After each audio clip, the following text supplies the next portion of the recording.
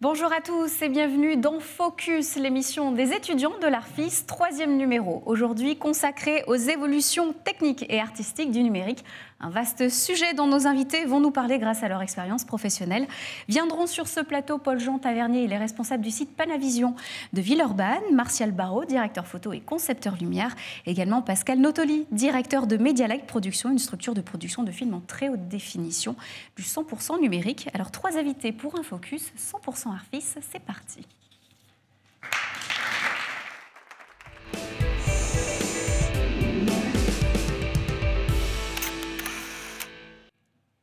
Sans plus attendre, rentrons dans le vif du sujet. Comment est-on passé de l'argentique au numérique? C'est le thème de notre première séquence et la question posée à nos premiers invités. Merci de faire un tonnerre d'applaudissements à Paul-Jean Tavernier et Martial Barrault.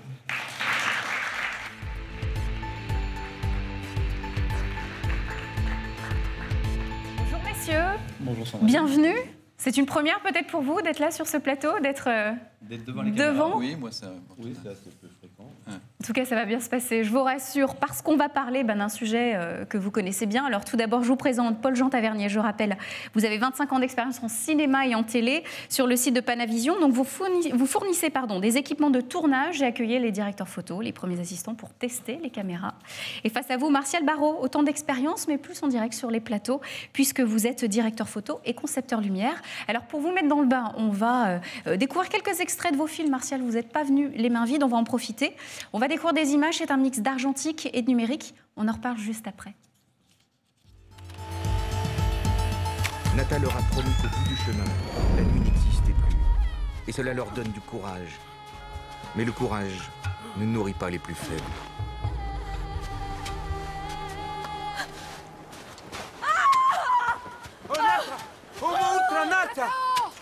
Chez Sapiens, tout le monde n'a pas droit à une cérémonie.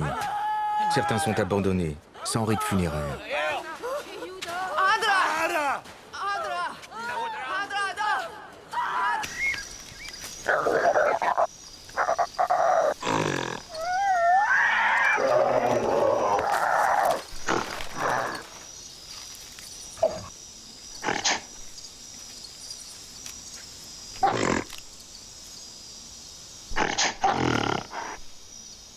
Mais la vie dans les arbres est un piège. On y meurt de faim. Il faut descendre ou mourir.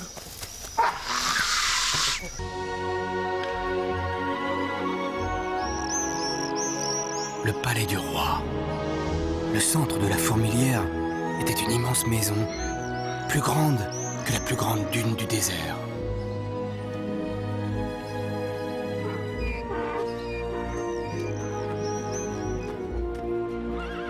Les impôts récoltés y étaient acheminés. Je voulais voir derrière ces murs. Et c'était un quartier interdit.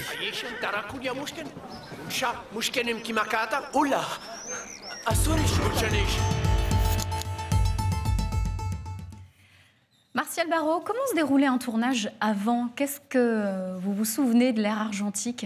Alors, dans l'ère argentique, la plus grande différence était certainement le contrôle très assidu qu'on faisait de la consommation de pellicules. C'est un élément qui a véritablement changé par rapport à nos tournages actuels. Paul-Jean Tavernier, quel était l'état d'esprit quand on a commencé à parler du numérique? Est-ce que c'était la panique? Est-ce que c'était plutôt ça attisait l'esprit de chacun? Il y a eu une vraie réticence des directeurs photo à basculer. Hein. Ça s'est fait tout doucement en fonction des avancées technologiques.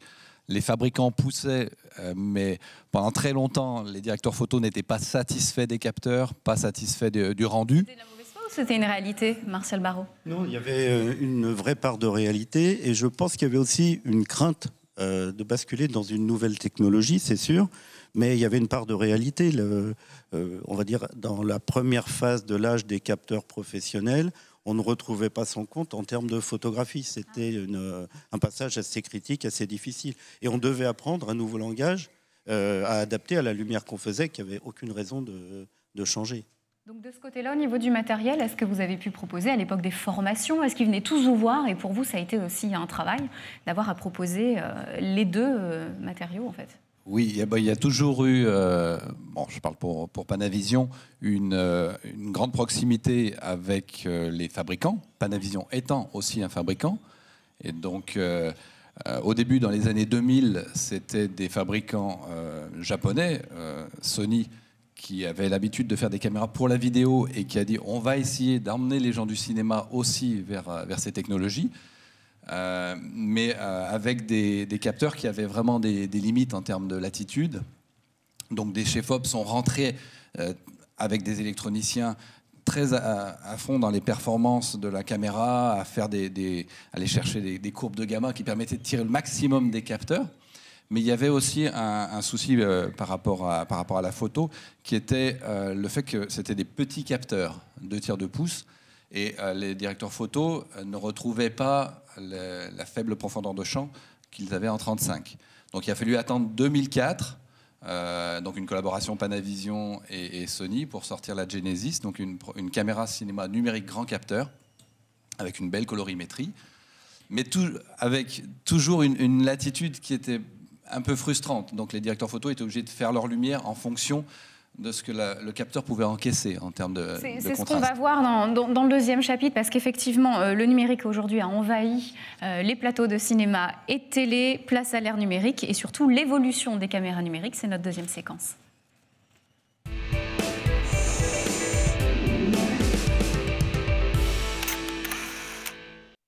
Alors, pour mieux mettre en image cette séquence, ce que je vous propose, Martial, vous êtes également venu avec des extraits de vos films, où là, on a un mix d'argentique et de numérique. Je vous propose de les commenter, vous allez les avoir très prochainement sous les yeux. Pardon, entièrement réalisés en numérique, pardon, excusez-moi. Donc, de commenter un petit peu et qu'on puisse découvrir pourquoi vous êtes venu avec ces images, surtout qu'est-ce que ça vous rappelle d'avoir travaillé à l'époque, vous, les prémices, donc directeur photo.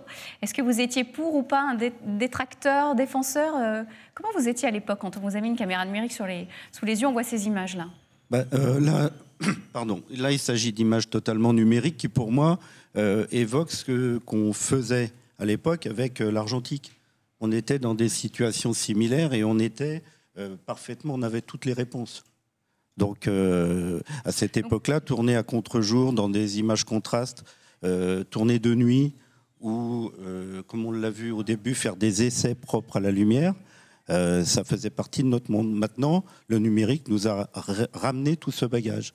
Est-ce qu'à l'époque, vous n'utilisiez pas assez on va dire, le potentiel du numérique? On essayait de copier ce qu'on faisait avec l'argentique, mais on n'avait pas conscience du potentiel du numérique. Alors, si j'ai une critique à faire sur l'époque du passage film à numérique, c'est que j'ai toujours considéré comme une grave erreur de vouloir traiter à l'époque le numérique comme du film. Ouais. Je pense que chaque support a son identité et que notre vrai travail a consisté à s'approprier ce nouveau support. C'était surtout un problème de langage aussi. Je crois qu'on a eu tout le monde dans la profession un certain mal à s'approprier les nouveaux termes, leur sens et leur domaine. Maintenant, alors, qu'est-ce qu'ont gagné ces directeurs photo, tous ces professionnels du milieu grâce au numérique? Est-ce qu'on peut faire un point peut-être sur les aspects techniques du numérique? On va parler peut-être du poids, facilité de manipulation. Qu'est-ce qui a changé réellement pour eux? Alors, ce qui a changé beaucoup, c'est entre autres la sensibilité de ces nouveaux capteurs. Je veux dire, là maintenant, on peut se permettre de ressortir des objectifs qui ouvrent peu, parce que la caméra, elle va monter à 1200 ISO, voire même la dernière qui vient de sortir, elle a un 5000 ISO natif, ce qui est tout à fait impressionnant. On peut donc filmer avec du ralenti, par exemple, à 120 images en images de nuit, ce qu'on ne pouvait pas faire en pellicule. Est-ce que ça a nécessité que vous ayez à réapprendre votre métier? Est-ce qu'il a fallu reprendre le b.a.-ba ou non? Vous êtes adapté? Pas dans ce sens-là. Il a fallu replacer des outils à leur juste place, revoir totalement le schéma qu'on avait dans l'abord et l'explication technique de la lumière relativement à la caméra, mais les éléments restaient les mêmes. En fait, on a eu une recherche d'ouverture, une recherche de gamma, c'est-à-dire d'échelle de nuances dans l'image, pour simplifier, et de sensibilité. À partir de la Alexa, je crois qu'on a tous retrouvé notre compte dans le travail en numérique. À quel moment est-ce que les professionnels se sont clairement appropriés le numérique? Est-ce qu'on a des dates ou ça reste encore...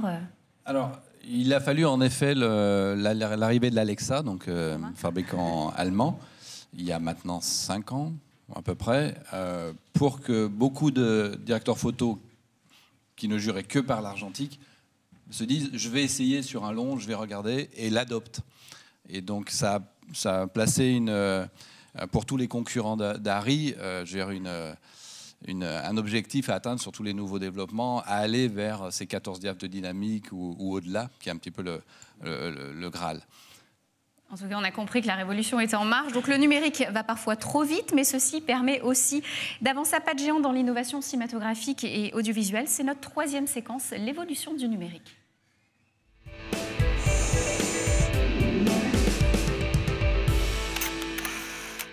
Alors, grâce au numérique, le métier s'est renouvelé, a décuplé son potentiel créatif pour mieux faire rêver ses spectateurs. Comme avec le fameux fond vert, un outil que osent utiliser les étudiants de l'ARFIS dans leur production. Merci beaucoup, Paul-Jean Tavernier, d'être venu nous voir et donner votre avis. On se quitte avec cet extrait et on retrouve un nouvel invité juste après. Merci.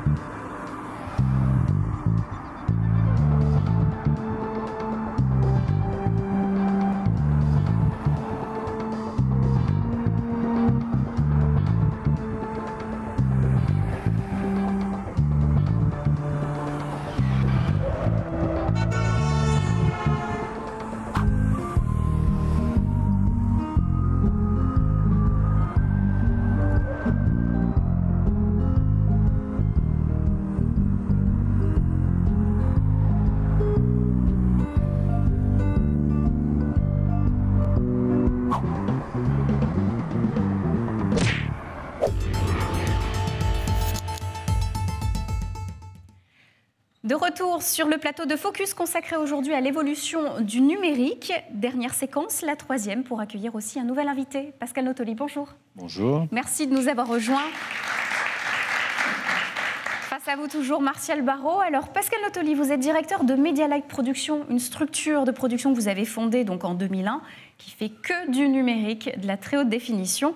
Vous avez fondé cette société après avoir fait vos classes dans le monde de la télévision. Vous avez en effet alimenté les JT, les magazines de TF1 en reportages et documentaires pendant de nombreuses années. Alors, on va tout de suite découvrir votre travail en images avec l'un de vos derniers films réalisés donc pour les 20 ans du Salon Maison et Objets. On verra après pourquoi vous êtes venu avec cet extrait et pas un autre. C'est parti.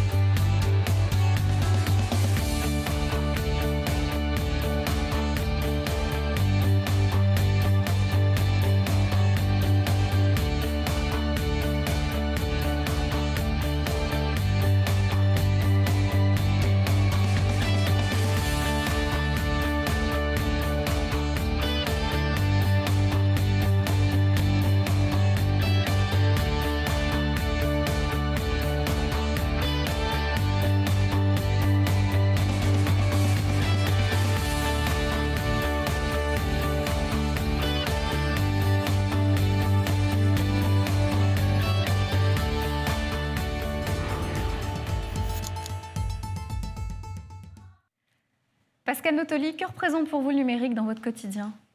Le Numérique dans le quotidien représente tout, puisque je ne tourne qu'en numérique maintenant depuis quelques années. Le numérique a surtout apporté la légèreté, la haute définition, et puis la convergence avec le graphisme, en fait, pour tout ce qui est habillage. Donc justement, parlez-nous soit des contraintes, soit des avantages. Donc pour vous, c'est d'avoir un potentiel créatif décuplé par rapport à l'argentique. Potentiel créatif. Alors par rapport à l'argentique, encore une fois, moi je n'ai jamais tourné en argentique. Par contre, j'ai tourné toujours en vidéo, mais en analogique. Oui. Et le potentiel du numérique a découplé les possibilités créatives et techniques par rapport à l'analogique, hein, puisqu'encore une fois, avec l'apport de la haute définition et la très haute définition maintenant avec le 4K, on a en vidéo des rendus qui sont comparables, similaires ou se rapprochant de ce qu'on fait en cinéma. Vous êtes d'accord, Marcel Barraud, et vous êtes conquis aujourd'hui ? Oui, oui, absolument. Et je pense d'ailleurs que dans cette transformation du matériel, il y a un aspect qu'il ne faut pas négliger, c'est la démocratisation du matériel, et où on se retrouve maintenant sur des secteurs communs avec un matériel qui peut se mixer. Absolument. Certains. Alors, pourquoi, d'après vous, certains maintiennent l'utilisation du 35 mm ? C'est de la nostalgie ou c'est de la mauvaise foi ? C'est quoi ? Alors, si on parle de l'Angleterre ou des États-Unis, il y a encore de la production 35 mm parce que l'adaptation au numérique n'a pas été faite, ne s'applique pas de la même manière. En France, ça a été un passage en force, à mon avis, pour le bien de la production, qui s'est fait sur 3 ans, un peu contre le gré même des instances professionnelles qui auraient espéré quelque chose de plus doux, mais c'est fait. Donc à partir de ce moment-là, on peut juste se dire qu'on est dans l'ère du numérique et qu'on travaille avec. Aux États-Unis, l'argentique a encore sa place, et cette année encore 2 ou 3 films en Angleterre. Je crois que c'est simplement un temps de passage vécu différemment. Pascal Nottoli, où en est-on dans le numérique aujourd'hui ? On est au balbutiement, où il y a encore toute une histoire à raconter. Il y aura peut-être même autre chose que le numérique. Comment vous le sentez, vous ? Le balbutiement, enfin, d'une certaine manière, nous sommes toujours dans le balbutiement parce qu'effectivement, l'histoire du numérique est jeune et il y a sans doute énormément de développement encore à inventer.